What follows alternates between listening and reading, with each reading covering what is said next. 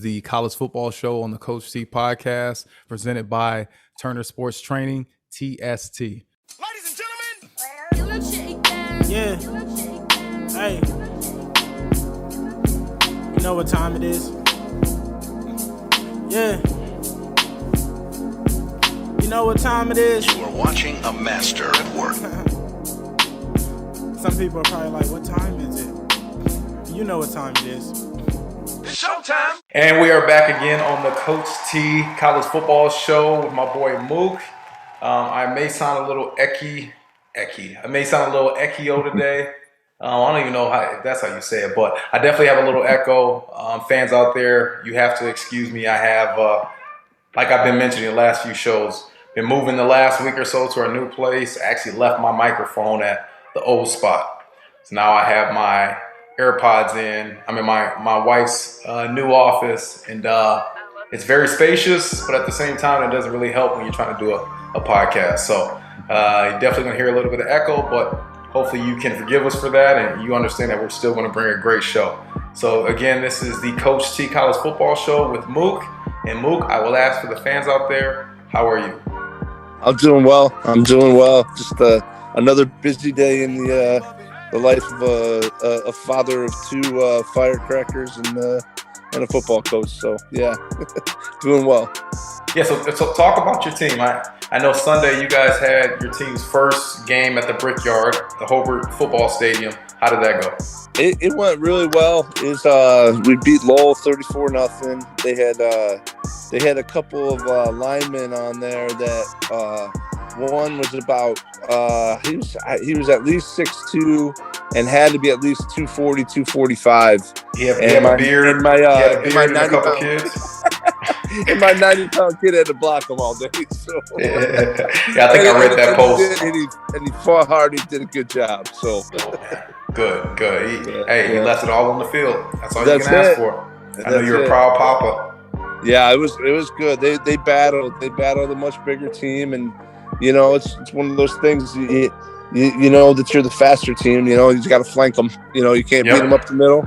And then and that's what we did. So yeah, one thing you learn at that age, no matter how big they are, if they cannot catch you, that's right. No competition there. So that's good. Right. Does that wrap up your season? No, we got a couple more weeks, and then we head into the playoffs. So we'll be the real season. We'll be going here real soon in that part.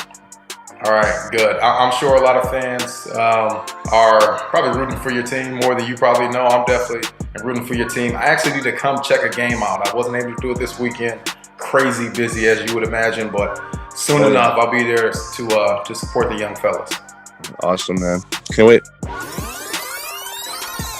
All right, well, let's get going. We'll begin with our Week 5 Best Of. This is powered by the Coach T NFL Show with Kyle and Hicks, which airs weekly on the TST network, and you can listen weekly on any of your favorite podcast platforms.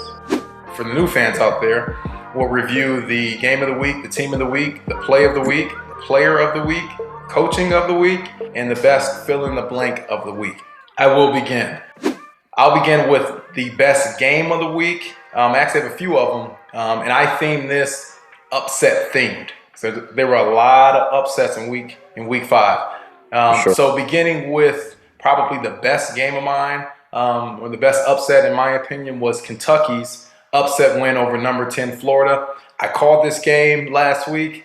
I always say Kentucky somehow wins some type of upset, especially early in the season. This was the one this year. They beat number 10 Florida. And surprisingly here, I want you to hear this, fans. Kentucky actually won this game, although they had less passing yards, less rushing yards, less first downs. They had a lower third down percentage, and they had a lower completion percentage than Florida, and they still won the game. And we'll talk about one of the major plays there that really swung that game. Another upset win that I really enjoyed was Stanford's upset win over number 3 Oregon. And I thought this is pretty crazy too. With a minute 51 left in the fourth quarter, and they were down 24-17, Stanford had a 0.1% chance to win that game at that time. And lo and behold, they ended up winning that game and they actually won in overtime. So I love crazy stats like that when a team seemingly has, the probabilities are never in their favor and somehow, some way they win the game. And Stanford did that. And then a little less known upset, but Nevada, they had an upset win over Boise State at the Smurf turf. So Mook, what was the best game that you saw from week 5? Well, all those games that you mentioned were right there. The Florida and Kentucky game was very odd, the way that that whole thing went down and kind of transpired for the Kentucky win. But I actually went with Wake Forest 37-34 win over Louisville to stay undefeated. I don't really give much love to the Demon Deacons, and I'm still kind of waiting for the other shoe to fall with them. But I tell you what, they're a scrappy team, and they just kind of hung in there. And there's the back and forth game, and their kicker Nick Skiba, I want to say his name is, he hits a 30-yard field goal to win the game, a walk-off. So, hey man, you're 5-0 right now. If you're Wake Forest, you only need one more win and you're going bowling and you're ranked. So, and that's where we're at right now. Is for a lot of teams right now, they're that one game away from going bowling. So it's getting already to that point of the year. Yeah, it's definitely getting to that point of the year. I'm looking at my Indiana Hoosiers, who have 7 games left, and they're at 2 wins. And I'm looking at it, they probably have, of course, in this situation you're talking about, they need 6 wins to become bowl eligible. Out of those 7 games they play remaining, they have Michigan State this week, they have Ohio State, and they have Michigan. I don't see them winning any of those games. And then that leaves Minnesota, Rutgers, Maryland, and Purdue. So really, they have 4 games that are must-wins for them to even have a chance to become bowl eligible. And I'm sure that's just one of the teams around America where their whole goal was to make a bowl game. And this really is like nut-cutting time when it comes to, really knocking off those wins, the necessary wins you need to actually go bowling, as you mentioned. And, a team like Wake Forest that I don't know what their goals were before the season. But now they're ranked, they're 5-0. They could easily go 6-0 this week. And, they become bowl eligible, then everything else is gravy on top of that. So I'm happy for teams like that. Absolutely. Speaking of teams, the best teams that I saw in week 5, there were 2 of them. Number 1, the Georgia Bulldogs. I'm sure that team impressed a lot of people this past weekend. They simply handled business in a shutout win over then number 8 Arkansas. And honestly, they look unstoppable. And then the second team that I had that had the best performance to me and was the best team in week 5 was Iowa. So many thought that Maryland would be able to give Iowa a good fight, which includes me. But Iowa showed why they were top 5, and you, right? I feel like all of America thought the same thing, and Iowa showed why they are a top 5 team. They beat Maryland 51-14, and literally from the first 5 minutes within that game, Maryland had no shot. It was clearly over from the start. We'll go to the best play that I saw from week 5. I have a few of these as well. I mean, I feel like with all these categories, there are so many things you can hit on. There's so many great games, so many great players, so many great coaches, and definitely so many great plays. The best, and I actually broke this down by offense and defense. The best offensive plays that I saw, the first one was Bo Nix, his scrambling touchdown pass versus LSU. And I actually timed this, Mook. This play happened second quarter with 5 minutes and 8 seconds left, where Bo Nix takes a snap, he runs to the right, makes 3 or 4 guys miss. He runs to the left, makes a couple of more guys miss. He ducks out of another tackle. He throws a strike to his tight end, Tyler Fromm, touchdown. Again, that play started with 5 minutes and 8 seconds left in the second quarter. That play ran a total of 15 seconds. By the time the snap of the ball happened, to the time it hit Tyler Fromm's hand, the tight end recipient, it was 4 minutes and 53 seconds left on the clock. So 15 seconds had run off at that point in time. So imagine a quarterback scrambling for 10, 12, 13 of those seconds. It's that crazy of a play. Please go check it out if you haven't. Some of the other best offensive plays that I had, and this is what I think the one-hand catch segment. This is where we had a bunch of one-hand crazy acrobatic catches. The first I'll start with was Ole Miss's Braylon Sanders. He had a one-hand sideline catch versus Alabama. Again, it was a matrix type of catch. I can't even explain it. I feel like my words wouldn't even do it justice. You got to YouTube that as well.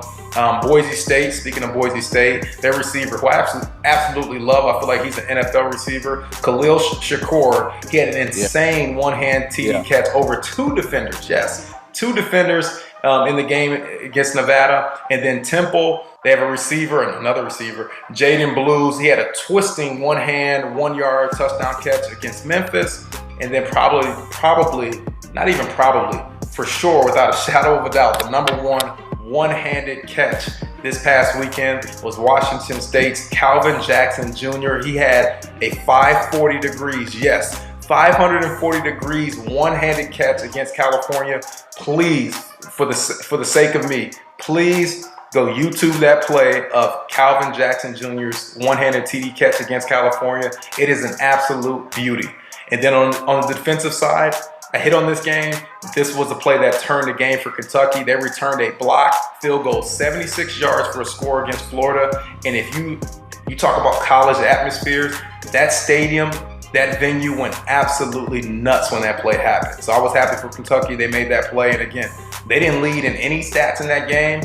But when you get a special teams touchdown, you get a turnover here, turnover there, that can change the game, and it definitely did it for Kentucky. So those are the best plays I saw from week 5.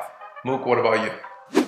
Yeah, I mean, the best plays, you hit on so many of them. And I thought, sure, you were going to go with one of those wide receiver catches because there were so many. Of course. And it feels like every week, like somebody's outdoing someone with it. You know, it's crazy. But I actually wrote down the Bo Nix play too. I mean, the way that he scrambled all the way to the right, I mean, he was nearly to the numbers. And then, you know, reverse field left, slipped off a couple tackles, darn near got to the point where he's stepping out of bounds and fired a dime to, you know, his tight end coming from the backside, you know, into the end zone. I was tired just looking at it move. Watching him run around for 15 seconds. I was tired. It was amazing. And I think especially when you got a guy like Bo Nix who is kind of been embattled in that spot, and he made a couple really big plays in that game. You know, he's been benched, and they've kind of not committed to him, kind of going back and forth. But that play, and then you know, just a gutsy run, and he got in the end zone in the beginning of the third quarter to kind of get, you know, Auburn back, you know, in that one too. He had a great game. That was a great comeback win. That could have easily been the game of the week. Yeah, for sure. That was right up there. What was the best team? I took the Bearcats, Cincinnati. It was the biggest game of their program history, you know, arguably. I mean, I think that, or biggest win, I should say. I think, you know, they've been to some, you know, pretty decent bowls and whatnot, but that's probably their biggest win, you know, going to Notre, kind of solidifying, you know, their ranking. And, you know, I don't think that schedule wise, there's, as long as they keep that foot on the pedal, I don't see any reason that they can't, you know, run the table. I mean, their defense is really tough, a lot better than I think I, you know, realized it was, and you know, and Desmond Ritter's just he's nails. I mean, another 300-yard game, 297, I think it was, 2 touchdowns, and he didn't turn the ball over. So they were my best team of the week. Mm-hmm. Well, you speak of Desmond Ritter, and I look at the best quote-unquote players of the week, and I say quote-unquote because I have Michigan's defense versus Wisconsin as the best quote-unquote player of week 5. They forced 3 turnovers. They only gave up 47% completion percentage, only 21% third down conversions allowed. They limited Wisconsin to 43 total rushing yards. This is Wisconsin we're talking about, a known rushing team. They limited Wisconsin 43 total rushing yards for an average of 1.3 yards per rush, and it was absolutely a dominant performance. And I definitely want to shout out their DN, Aiden Hutchinson. I want to shout out their defensive coordinator, Mike McDonald. I think he's a relatively younger coach. He's definitely, I'd be surprised if he's there for a couple of years if they keep playing like this, because I think he's going to be a head coach pretty soon.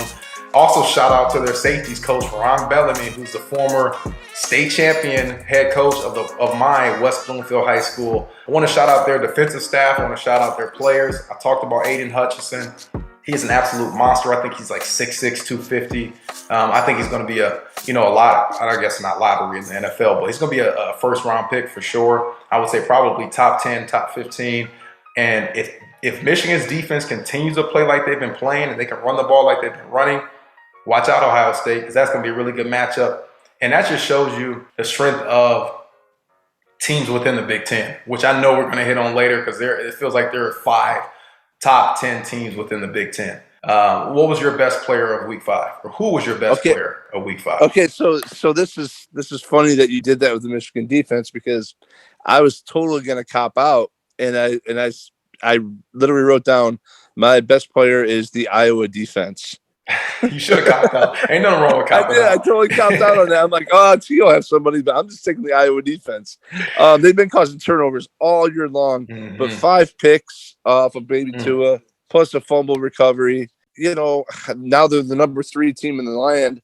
I don't know that I'm totally on board with that, but defensively, you can't deny what they're doing with that. And they just had such an amazing game against Maryland that really there was never any doubt in that one, and it wasn't even close. And that Hawkeye defense they're animals. I mean, they're going to a big game this week. We'll see who has better defense in that one overall. But this week, my best player was the Iowa defense. There you go. There you have it. Hey, great minds think alike. I guess they really do. And you know what? Honestly, defenses they don't get enough credit anyways. So to me, I like in today's day and age, especially with the offensive minded game, it feels like, especially in college, spread that over-under numbers are 70, 80 points. Think about the Ole Miss Alabama game. The over-under is 80 points. So when you get a defense that can actually lock down, will smack somebody in the mouth, they'll fly around. You got to give them credit. So shout out to both of those defenses, man. Defense is alive and well. And obviously great coaching helps with great defenses and great teams. And my best coaching of Week 5, I got a couple of them. Again, I'm really copping out because I'm just laying it all out here. I got a couple coaches. I'll start with Mel Tucker of MSU. They're a legit contender for the Big Ten title. Kenneth Walker Jr., he's up there for the Heisman right now, easily, if he keeps this going. They're running back. Kirby Smart. Talked about Georgia, how dominant they were. They had a shutout versus Arkansas, 38-0. And I also want to shout out their defensive coordinator, Dan Lanning, another young guy, a young defensive genius that, he's under the wing of Kirby Smart, who's well known for his defensive tactics. Dan Lanning, he is an up-and-coming defensive coordinator as well. I think he'll soon be a head coach. And I got to shout him out, him and Kirby Smart, because they did what they had to do in a 38-0 shutout. I want to shout out Herm Edwards. He was definitely up there for Coach of the Week for me. Arizona State upset over number 22 or then number 22 UCLA. We say this every week, but Pac-12 after dark is real. Now Arizona State is at the top of the Pac-12 South, and again, prime position to contend for the Pac-12. And then lastly, one of my coaches of the week. I always screw up his last name. I'm sure a lot of people do. Navy's head coach, Ken, you can help me here. Ken Niamatalo? Ish. Yeah. Something like that. I can't say it right, but yeah. It's Coach Ken. I'm going to call him Coach Ken for Navy. Yeah. They were down 30-17 to begin the fourth quarter. Then they storm ahead. They scored 17 unanswered points to stun then 10-point favorite Central Florida. I don't know what's up with Central Florida. I think Taylor Gabriel's still their quarterback. He's still doing what he has to do, but they seemingly cannot score points like they normally have. They're turning the ball over. And you have a 13-point double-digit lead going into the fourth, and you squander that.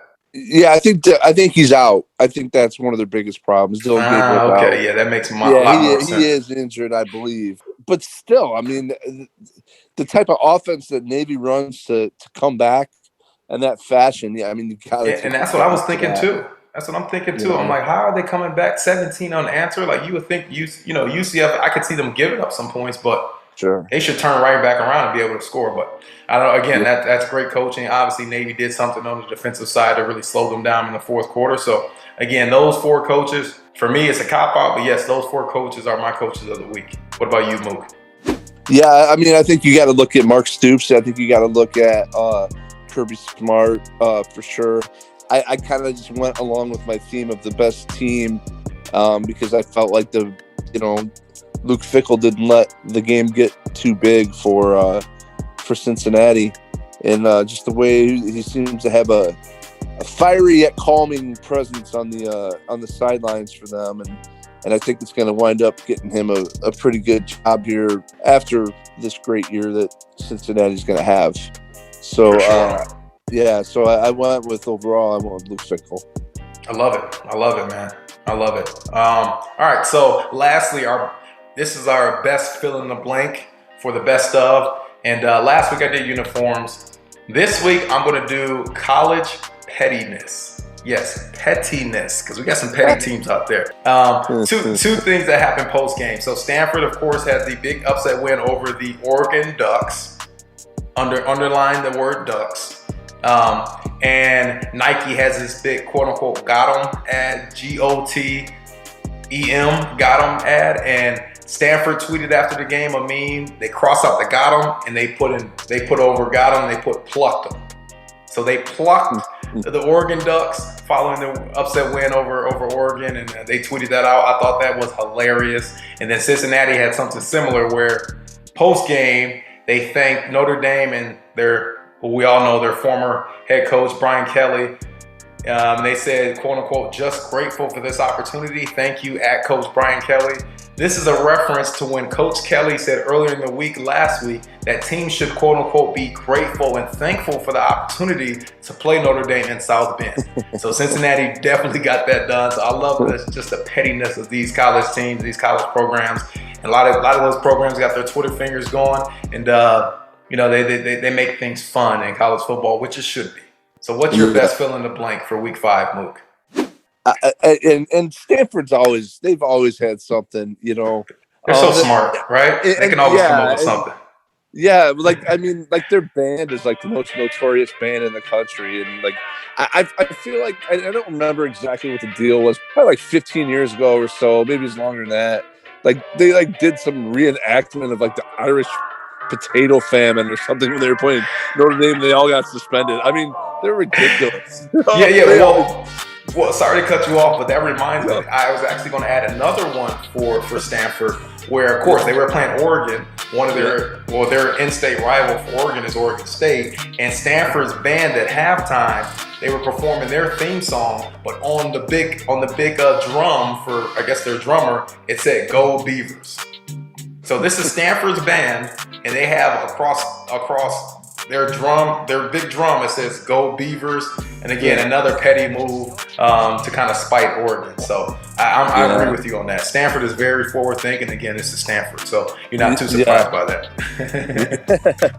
Yeah, and to be honest with you, my fill in the blank it comes from that game as well, and it's the biggest game-changing play of the week, and that was, I think, the targeting call on Kayvon Thibodeau get ejected, keeping it alive for Tanner McKee to even push that game to overtime before the Cardinal ended up winning it in overtime in a wild one. That we talk about it. Nobody wants to play at Stanford, and it's just another team in the Pac-12 bites. Another one bites the dust. Yeah, and now we look at this. Now, who is the number one team right now in the Pac-12 North? It's the Oregon State Beavers. Yeah, they're 4-1. Is the number one team who hasn't lost to Purdue on the year. So go figure. Whatever, man. Yeah, that coach, I cannot think of his name. He's a younger coach for Oregon State, but I looked at him quickly. I quickly glossed over and considered him for coach of the week, just because he has that team atop the Pac-12 North. All right, our next segment will go through our power rankings. We do this every week. Special shout out to our Hobart boys soccer team. They actually won their first NCC conference title in school history, so congrats to you boys. Shout out there. Normally we do a top 5. I kind of cheated here and I added a top 10. So just for reference, Coach T's top 5 of last week. Number 5 was Arkansas. Number 4 was Oklahoma. Number 3 was Oregon. Number 2 was Alabama. Number 1 was Georgia. Clearly, Arkansas and Oregon, that did not pan out well. This week, my top 10, again, I'm giving you 10 instead of 5. I'm going to start from 10 and going down. My number 10 team, Michigan State. Talked about them. They are actually the AP number 11. They're a slot ahead for me. They come in at number 10. Number 9, we just talked about them. Although they did lose, they're still a tough team. They still are going to, be in consideration, towards the end of the year for the Pac-12 title, and that is Oregon. Number 8 for me is Michigan. Go Blue. Number 7 are the Ohio State Buckeyes. Number 6, Oklahoma Sooners. Number 5, Iowa Hawkeyes. Number 4, Cincinnati. Number 3 is Penn State for me. Number 2 is Alabama. And that leaves Georgia as my number 1 team. So some surprises there. Some teams that are, newly cemented within my top 5/top 10. We talked about Michigan State. I mean, they're just on the uprise. I think Mel Tucker is a wonderful coach. Michigan, who was just 2 weeks ago, they weren't even ranked.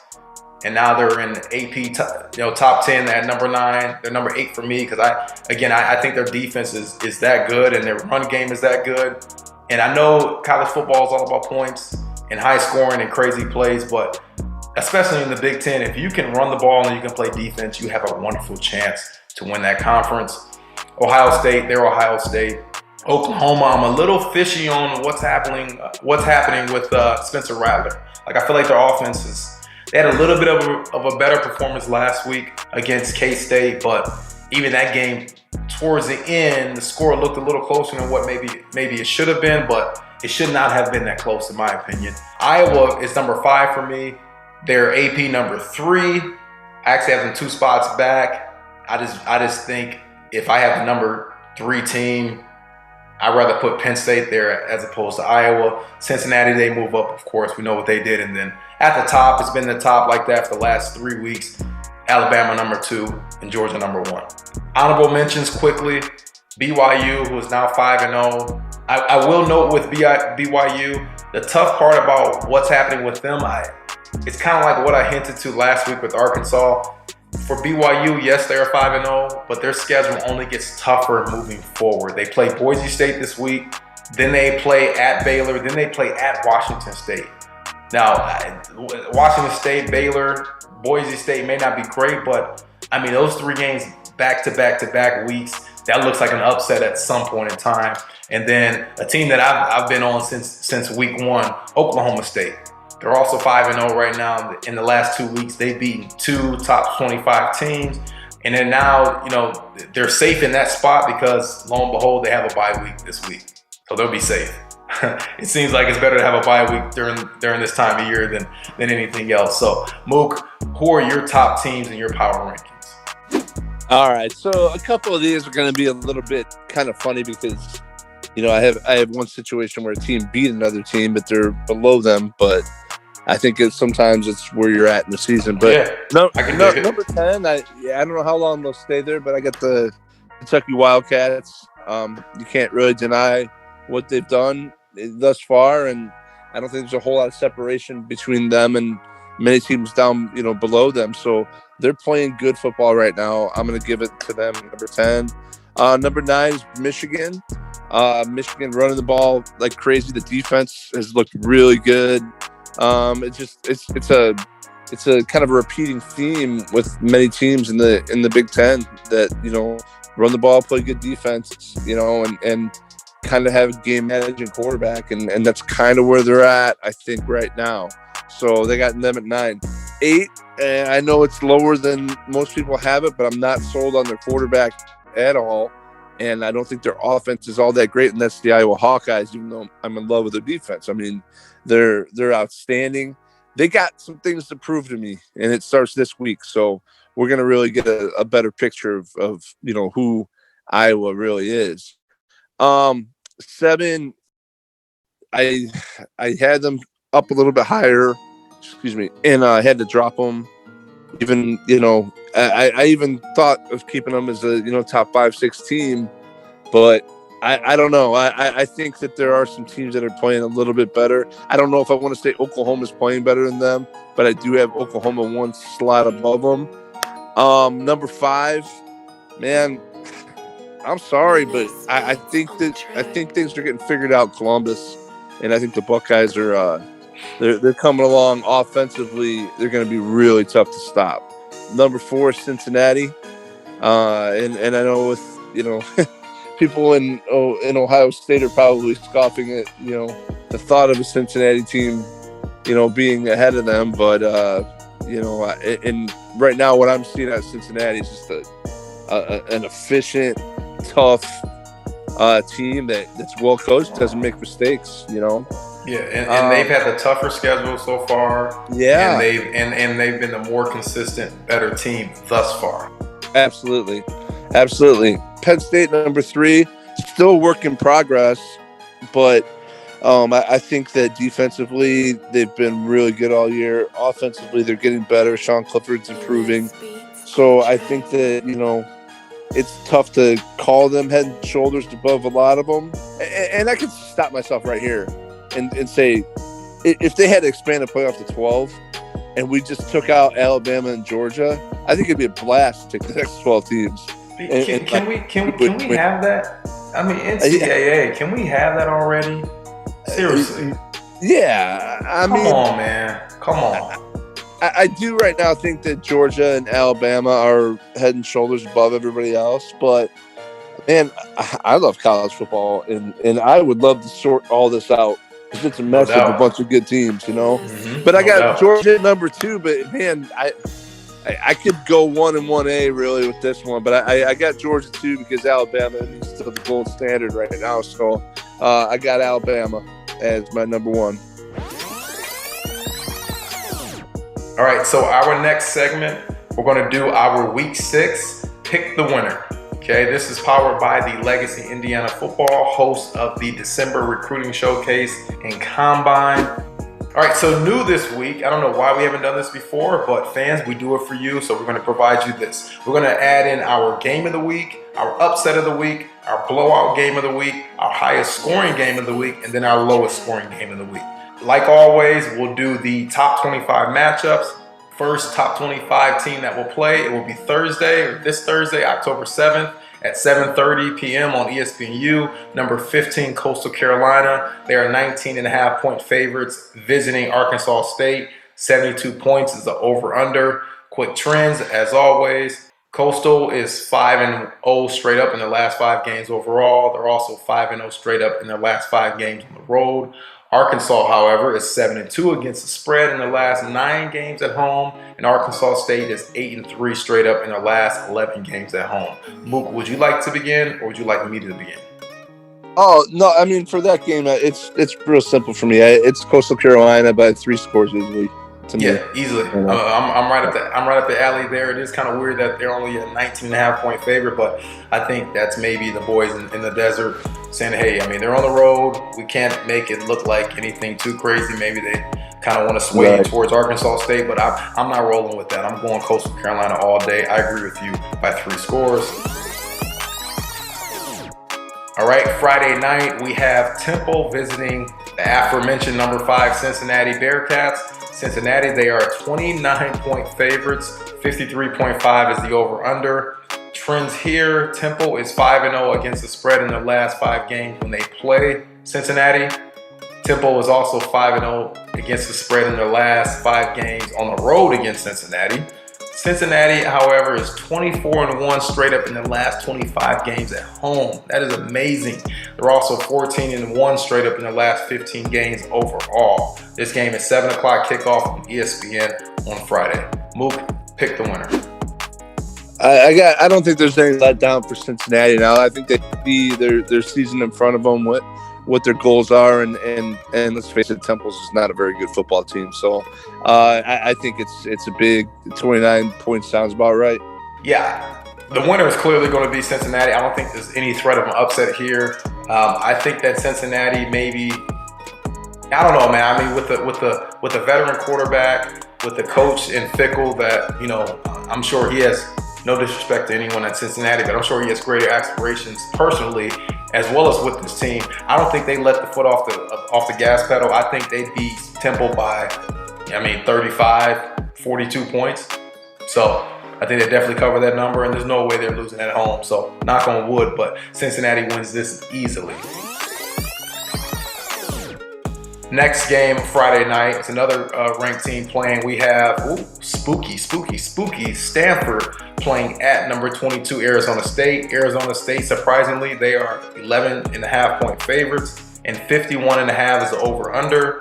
Stanford is 6-1 straight up in their last 7 games when playing Arizona State. Arizona State is 6-1 straight up in the last 7 games at home, and the total has gone under in 6 of Stanford's last 7 games when they play Arizona State. So Mook, pick the winner. Yeah, if this game is in at Stanford, I might be going Stanford. But I don't know. I love Herm, and he's got them believing that you play to win the game. So I'm going with Sparky. Yes, go with Sparky.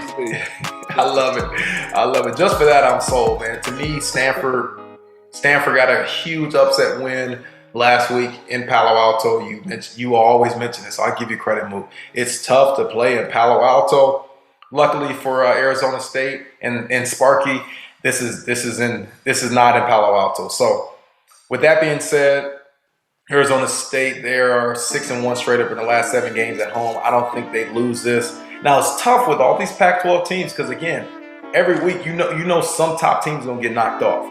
But I think with a coach like Herm Edwards, a veteran coach, been around the game, been an NFL coach, now is a college coach that's, to me has made Arizona State very respectable, a very tough program. I think they follow suit. Herm explains to them that, hey, we got to get the job done. And I think for Stanford, they got Arizona State's attention by beating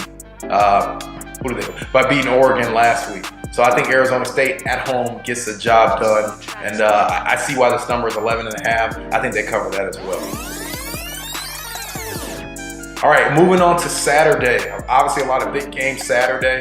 The first ranked matchup we have is number 13 Arkansas coming off of their loss to number 2 Georgia. They will play number 17 Ole Miss. Ole Miss, they are 6.5-point favorites at home, and the over/under is set at 66 points. Arkansas is 7-1 against the spread in the last 8 games versus Mississippi. Mississippi is 5-0 straight up in their last 5 games at home.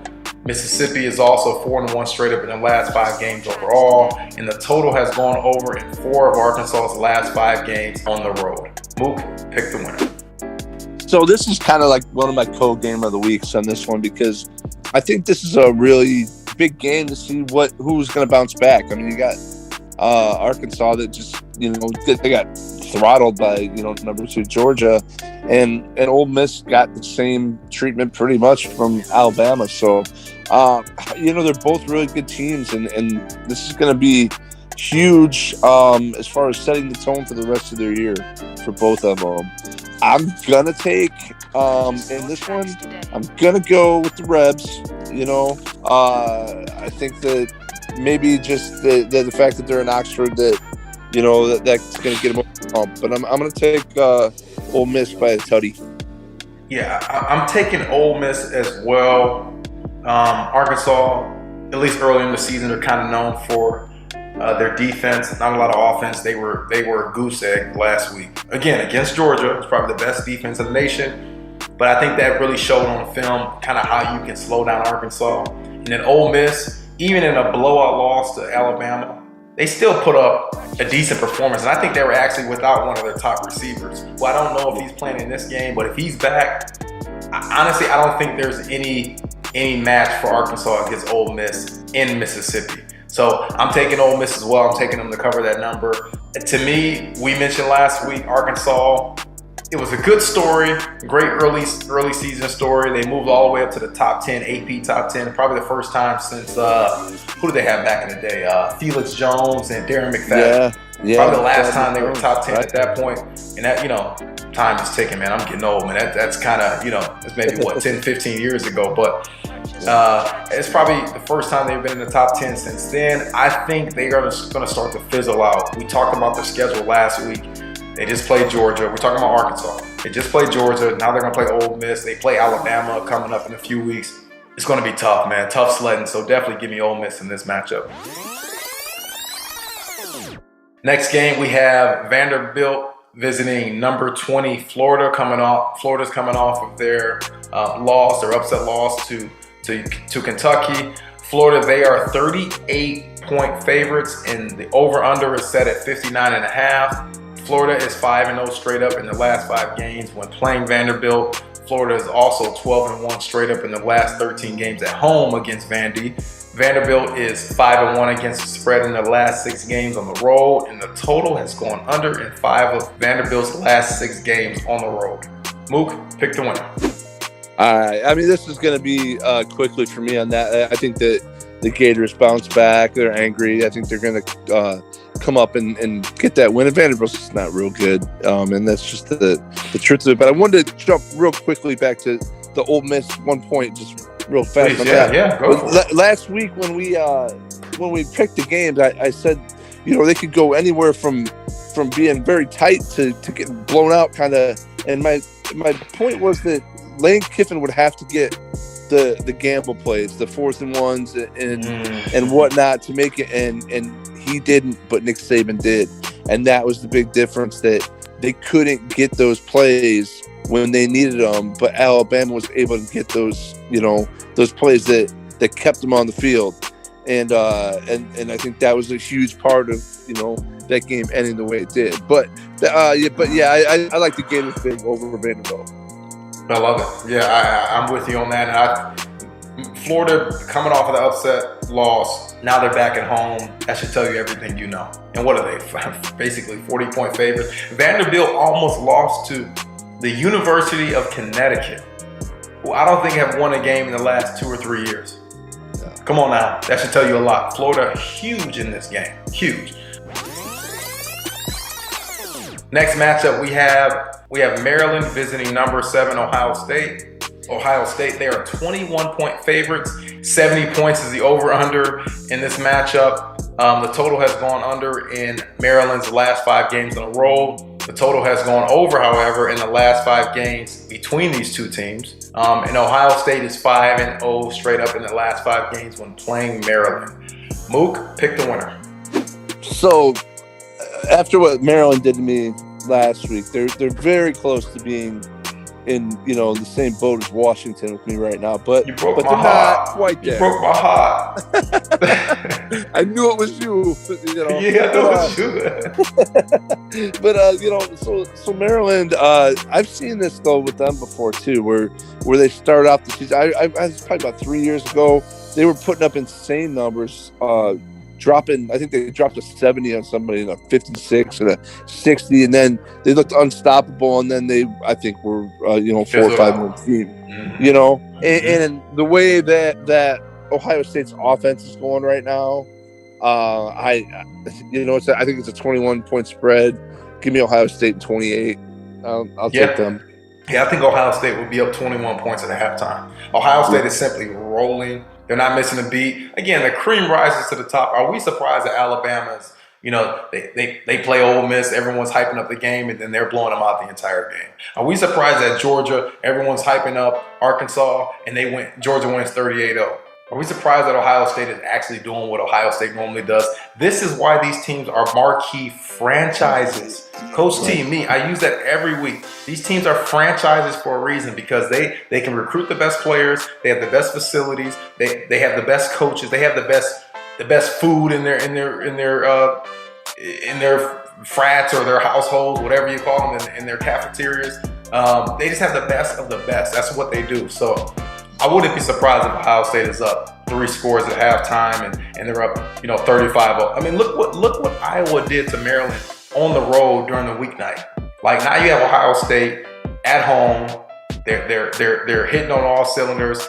They saw the Maryland versus Iowa film. They know how to exploit these guys. And Chris Olave, is that how you say his name for Ohio State? He is amazing. And then you got CJ Stroud that is a freshman, but he looks like a veteran quarterback for Ohio State. So, and this is why I got a little tripped up earlier. This is my highest scoring game of the week. This is my pick for that. Over-under is set at 70 points. I see Ohio State being up 35-7 at halftime, and then the game finishes. I think Ohio State can get 70 by themselves. So take the over there if you're looking at that. And this would definitely be my highest scoring game of the week for the ranked games. Yeah. All right, next matchup, we have number 11 Michigan State. They are 5-point favorites. I'm surprised by that. At Rutgers, the over-under is set at 51 points. Michigan State is 5-0 straight up in their last 5 games overall. They're also 6-1 straight up in their last 7 games when they play Rutgers. Rutgers is 4-1 against the spread in their last 5 games overall. And the total has gone under in 6 of Rutgers' last 8 games when they play Michigan State. Mook, pick the winner. So I put a little asterisk by this game because these are the type of teams that Greg Schiano can have defense ready to play against. He can't match up against Ohio State. He can play tough against the ground and pounds or a Michigan, right? I mean, and I think that this is a type of game where, I think Rutgers can hang in there tight. I don't expect them to win this game. I definitely expect Michigan State to win. But I think that, it could be a pretty tight ball game, kind of in the way that the Rutgers-Michigan game went. So I'll take Michigan State, but not by as much as, some people might think you should. Yeah, you know what? I'm glad you mentioned that. That's a great point. And you're wonderful, man. I was wondering why Michigan State was only 5-point favorites. You bring up the Greg Schiano angle. You bring up the type of teams that he likes to build. The type of teams that he likes to face. Michigan State is seemingly one of those teams where Rutgers and definitely Coach Schiano, they're circling Michigan State, Michigan, the Iowas. They're circling those teams of the world, preseason, figuring out, hey, these are teams that like the ground and pound. We like to try to stop the run. We try to like to limit possessions, really bleed the clock, slow the game down. And looking at that number, -5 for Michigan State, it makes a lot more sense now when you say that. I am taking Michigan State. I actually have this as, and I say all that to say this. This is actually my blowout of the week. I think that, yes, Rutgers, in theory, should be able to hang with Michigan State. But I just feel like Michigan State has something magical going on. This is one of those seasons that Mark D'Antoni would have had in the early 2010s. Like one of those seasons where you don't expect too much out of Michigan State. They start hot and they just continue that hot streak. And I think with Kenneth Walker III, I said it before and I'll say it again. He has to be a top 5 candidate for the Heisman this season. He is a dark horse that is becoming a shining light when it comes to the Heisman Trophy. He's going to be up there for it. He's a do-it-all running back. Michigan State, I hope they wear those helmets again that they wore last week because those were super sweet. And I just feel like they have a lot of good things going for them. And I just don't see them a touchdown, they got to win, to cover that number. I just see them winning by, I think Ohio State, Maryland's going to be a blowout, but I think this is going to be up there. I could see this being a 55-7 type of game. Like, I feel like Rutgers, you talk about losing steam, I feel like Rutgers is going to be running on fumes after this game. So this is my blowout of the week. All right, next game, we have number 6 Oklahoma, who are 3.5-point favorites over number 21 Texas. The over-under for this game is set at 63 points. This game will be hosted at the Cotton Bowl in Dallas, Texas. Oklahoma is 5-0 straight up in their last 5 games overall. Texas is 6-1 against the spread in their last 7 games overall. Oklahoma is 5-1 straight up in their last 6 games when they're playing Texas. So, Mook, pick the winner. So, Oklahoma kind of figured some things out. It looked like a little bit offensively last week. Texas, since they've gone to Casey Thompson, they've looked better on offense at quarterback.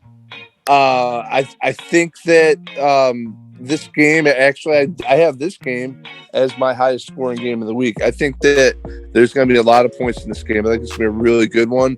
And I'm going to take the Longhorns to get the upset in this one. I think this is going to be the first one that Sarkisian kind of, puts his, plants his flag in the ground. And I'm going to take the Longhorns in this one to hook them. You took the words right out of my mouth. This is also my upset pick of the week. I absolutely love Texas in this matchup. You know my love fest with Coach Sarkisian. I feel like Oklahoma, yes, they are a top 10 power ranked team within my rankings. But again, I talked about the flaws they have. I don't know what's really up with Spencer Rattler. Not that he's playing terrible, but he had such lofty expectations preseason. I don't think he's meeting them right now. He's a young man, so I won't beat him up. But at the same time, Oklahoma on a neutral site, a small favorite over Texas. I think that's just, more of a formality when it comes to, setting that number. But to me, Texas has everything and more to win this matchup. It's going to be an emotional game. So I could definitely see Texas winning this matchup. And like you said, this would be a great way for Sarkisian to plant his flag and say, hey, Texas, the UT faithful, I'm here to stay. And the offense is looking much better with Casey Thompson at quarterback. Much better. Deshaun Robinson is playing well. They have I'm bad with names, but they have a receiver that used to play quarterback for them, number 4. He's making a lot of plays.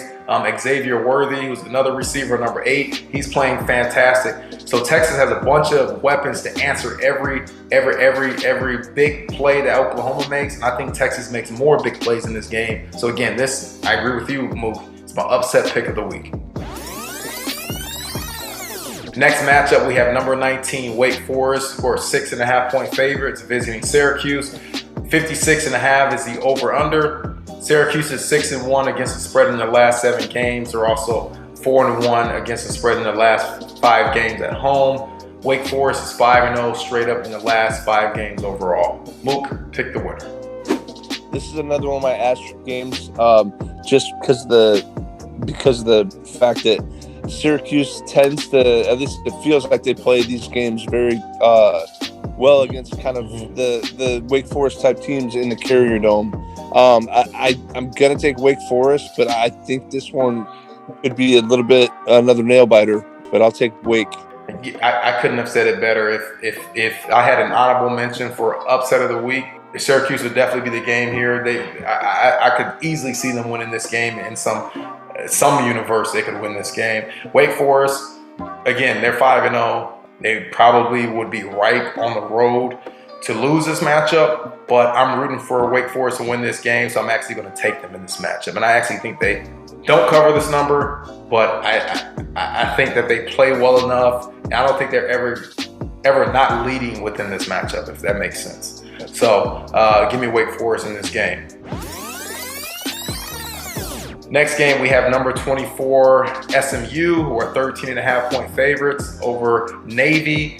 56 points is the over-under. SMU is 5-0 straight up in the last 5 games overall. Navy is 5-0 against the spread and 5-0 straight up in their last 5 games at home when they play SMU. And the total has gone over in 6 of SMU's last 7 games on the road. Mook, pick the winner. I got the ponies in this one. SMU, they're going to stay undefeated after this game, but I think that Navy could, maybe ride some emotion off of last week and, have some momentum. But I think that SMU at the end of the day, I don't know if they cover, but they win. See, I respectfully, I disagree with you here. I think that Navy had a huge upset win last week. They're coming back home. I think they have a little bit of a letdown here. And SMU, to me, is a terrible matchup for Navy. SMU can score like crazy. Navy, their defense is not crazy style, so they give up points. And if they're playing from behind like they were last week, when they had to come back from 13 points down and score 17 unanswered, I don't think that happens this week. I can see SMU winning this game big. Give me the ponies. All right, next game is a huge game. We have number 2 Georgia, who are 14.5-point favorites, visiting number 18 Auburn. 46 points is the over-under. Georgia is 5-0 straight up in the last 5 games. Also, Georgia is 5-0 straight up in their last 5 games on the road. Auburn is 7-1 straight up in their last 8 games at home. And the total has gone under in 7 of Auburn's last 8 games when they played Georgia. Mook, pick the winner. Well, I mean, Georgia is Georgia. We know how good they look right now. I do have a little asterisk by this game. Not that I think that Auburn's going to win this game, but I think Georgia's going to have to play 4 quarters in this one to win it. I know it's 14. Maybe 14 and a half is the point spread, I think. Correct. And I think maybe Georgia gets there at the very end, but I think Auburn's going to compete with them. I think defensively they're going to give some different looks to the Georgia offense. So I like Georgia, but I think it could be an entertaining game. Yeah, I agree with you. I definitely think it's going to be an entertaining game. To me, a little over 2 touchdown favorites. It's tough when the over-under is only 46 points. So to me, this is my pick for the lowest scoring game of the week. I feel like Georgia will be able to easily slow down Auburn, kind of banking on Georgia maybe, sleepwalking this game slightly, especially being on the road, in Auburn. I feel like they maybe don't score as many points, and I agree with you. I think this is a 4-quarter game. Now, does Georgia cover that number? I would probably lean yes, because they are number 1 in my power rankings. But I agree with you. I think if they do cover it, it's late in the game. But I don't see a lot of points scored in this matchup. And again, this is my lowest scoring game of the week. But as far as the winner, clearly I got to go with the Bulldogs. All right, next matchup we have Boise State visiting number 10 BYU. BYU, they are 5.5-point favorites, and the over/under is set at 55.5 points. Boise State is 13-4 straight up in the last 17 games on the road. They're also 18-7 straight up in the last 25 games overall. BYU is 5-0 straight up in the last 5 games at home. They're also 5-0 straight up in the last 5 games overall.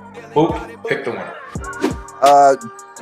There's something inside of me that feels like Boise State competes, but I think that BYU. So I think somebody's going to get them here, but I don't know that it's this week, not in Provo. So I got BYU. This is not my upset of the week, but I can easily see Boise State winning this matchup. I don't think BYU covers this number. It's something about those number 5s, right? 5-point favorites, 5.5-point favorites. Just weird to me. It always has been. So as far as picking the winner, I know they're within my power rankings top 10. I'm actually going to go with Boise State here. I feel like this is an even matchup. I feel like Boise State has been underwhelming this year. I don't know what the reason being. I know they have a new young head coach. I'm not going to put the blame on him, but I just feel like, it's going to take a little time for their program to really, get back to the success that they normally have. But I don't necessarily trust BYU either.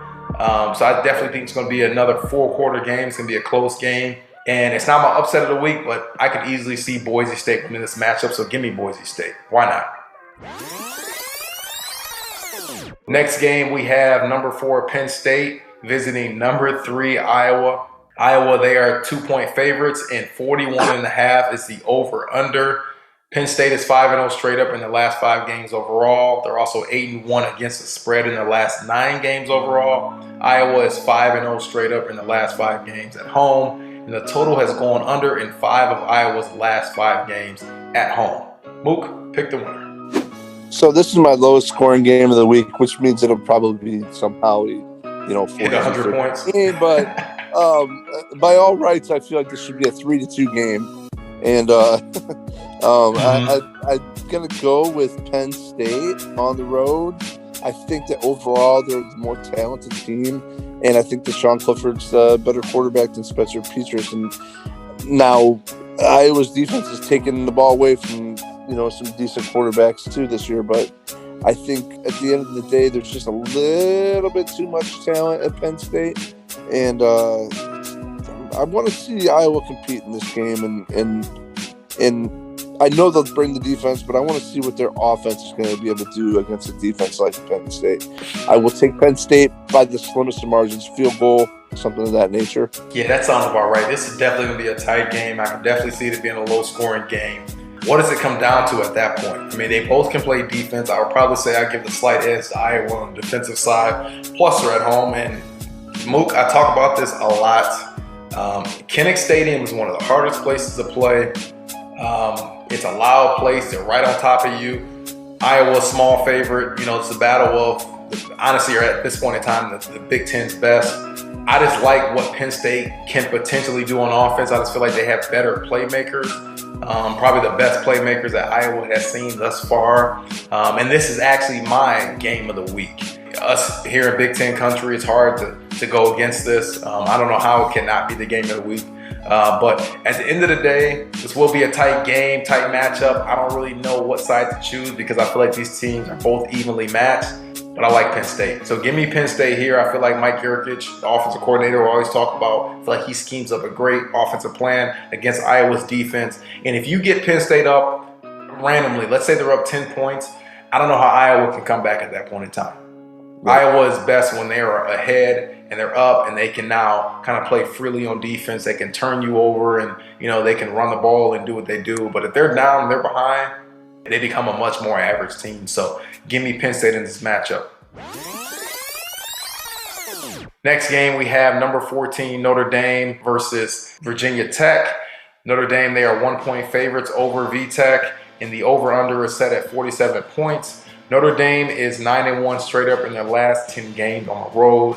Notre Dame is also 20-3 straight up in their last 23 games.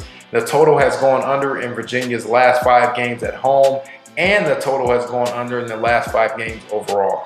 Mook, pick the winner. It's a tough one, man. We're back in Blacksburg again with a kind of a reeling Irish team and Enter the Sandman. And a tough defense in Virginia Tech. This was one of them that I considered as my lowest scoring games too. To be honest with you, man. And it's a night game. This is a 7:30 kickoff. Just a heads up. We're night at Blacksburg again. You know, man.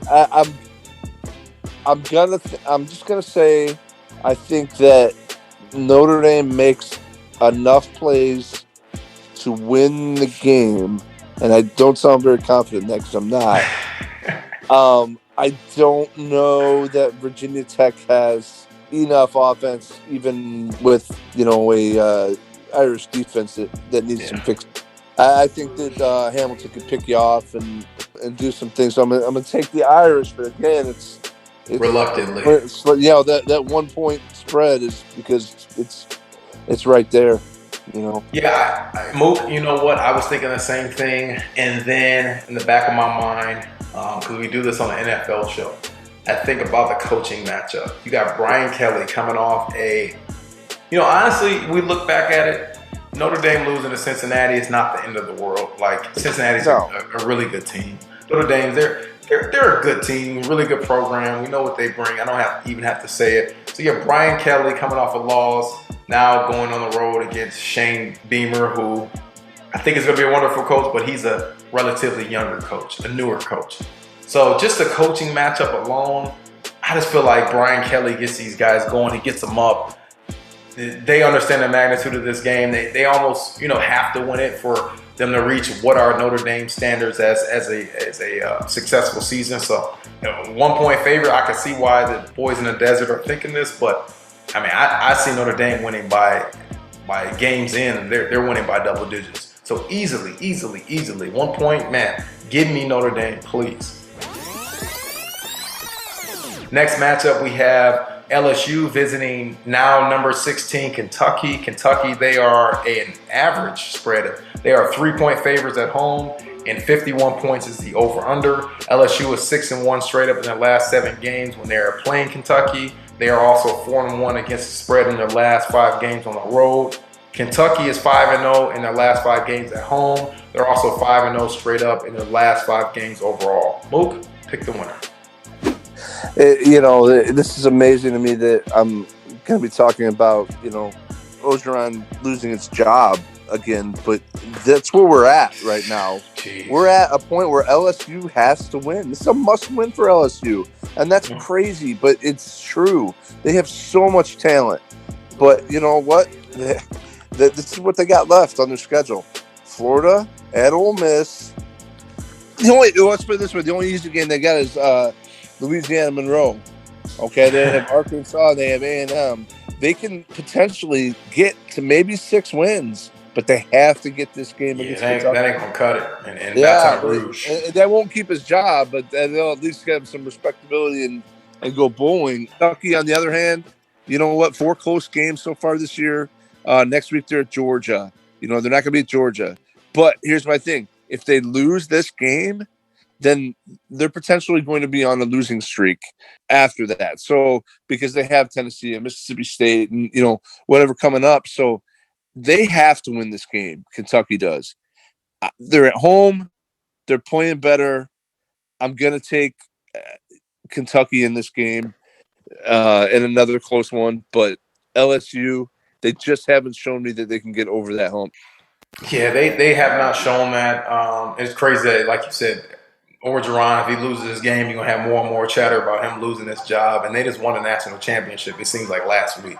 I mean, what happened with that, But honestly, we don't have this on the board, but I think this game goes to overtime. It's going to be that close of a game. Pick the winner. I don't know, man.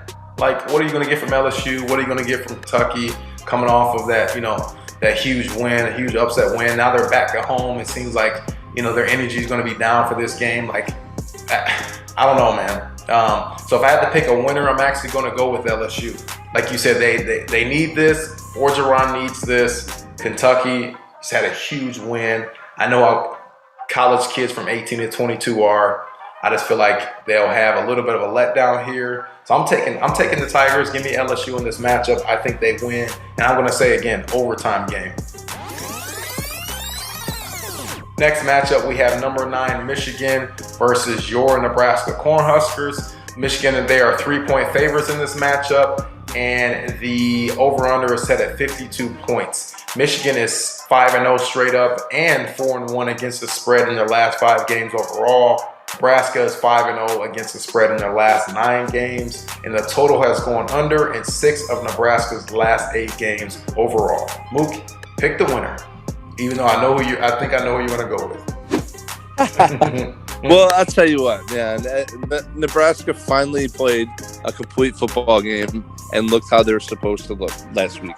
Yes, Northwestern is not good, but it is still a Big Ten team. And to do that gives them hope. Yeah, they look like the Eric Crouch team. They were just running the ball left and right. They did it even a little option, too. It was beautiful, Mook. I give your team credit. Yeah, so they mixed some things up, but here's what they totally rearranged their offensive line, and it seemed to pay off there. And they brought in walk-on freshman 240-pound running back Jack Widziant in.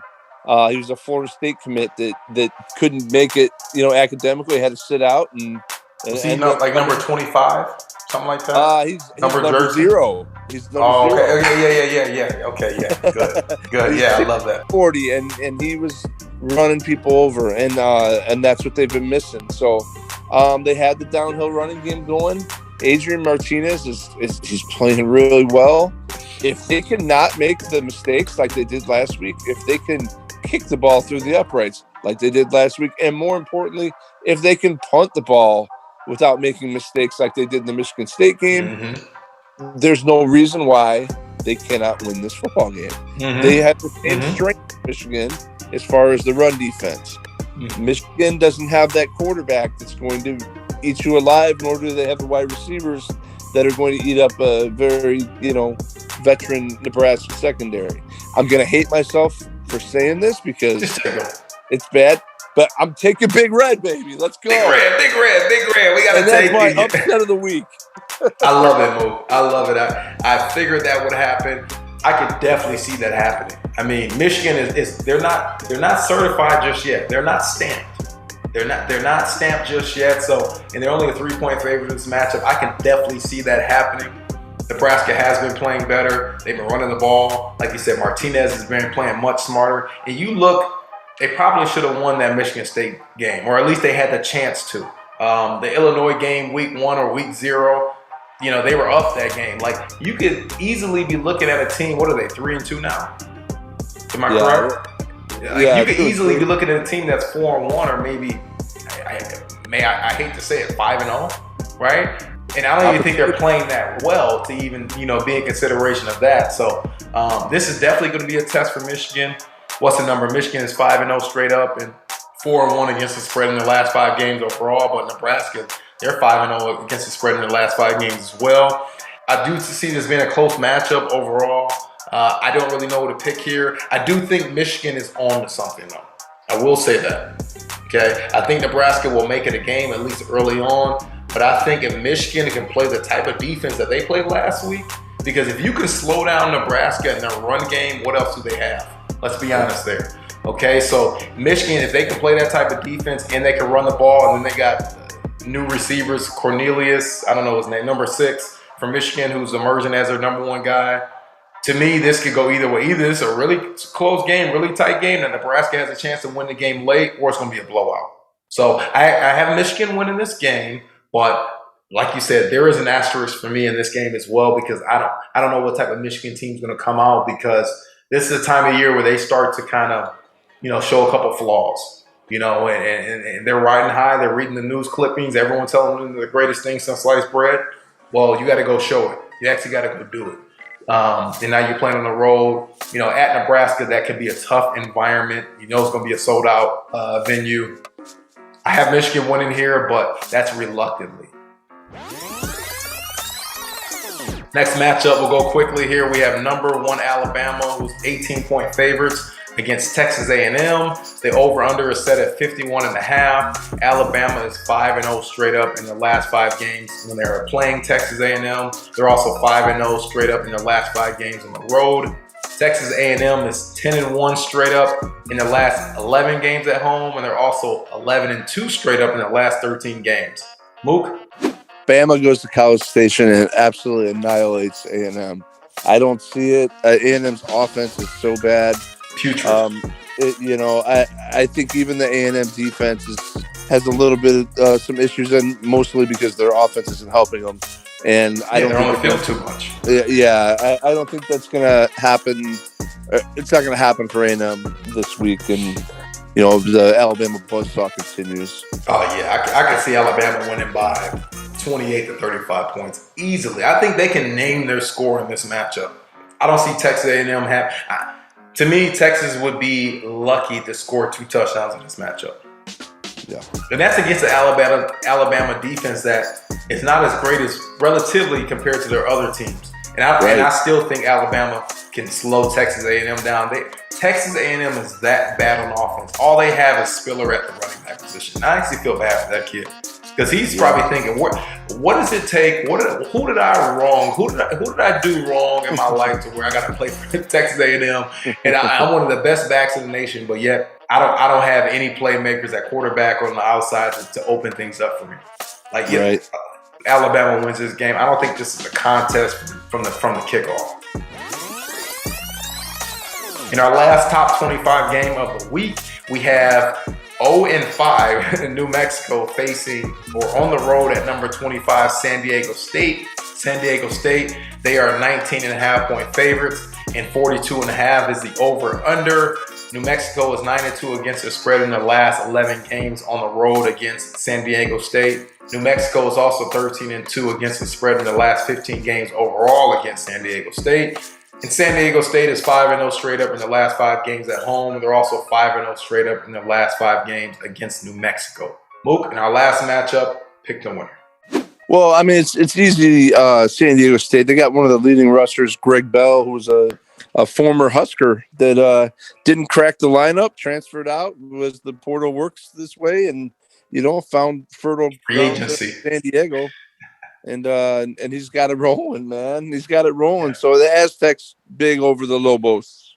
I couldn't have said it better. This is easy. Aztecs big. New Mexico's 0-5. They can't stop the run. They can't stop the pass. They can't score. They turn the ball over at a high rate. San Diego State is known for their defense, and they're known for their run game. This is my honorable mention, lowest scoring game of the week. I think that San Diego State, they're basically 20-point favorites. I think that they win 35-0. I don't see a way where New Mexico can even score. So this is easy, Mook. I agree with you. San Diego State, huge in this matchup. All right, and that will do it for us. Wonderful show as always. Please like, subscribe, please share as much as you can. Tell a friend about our show. We are on this is week 6 for us in college football. We did a couple preseason shows. So, looking at it, we're more than halfway through the season. I'm enjoying it. Hopefully you guys are enjoying it. Mook, do you have anything to say to the people? No, we're getting to that point of the season where it's the real season. The pretenders and the contenders are kind of showing their faces now. So it's just kind of strap in and watch it. As now the league play is going and rivalries are heading up there. The trophy games are there. So have fun with fun it. time, Enjoy it. Yeah. Enjoy it, because when we look up and the season is over, I'm gonna shed some tears, man. Because I just absolutely love college football, and like you said, this is the greatest time of the year in college football. This is where conference games are happening. This is where teams are really separating themselves. Pretenders are separating themselves from contenders, and vice versa. So, from us to you, this is me, Coach T. Continue to show us love, continue to show us support, and we'll keep bringing you that funk. Peace.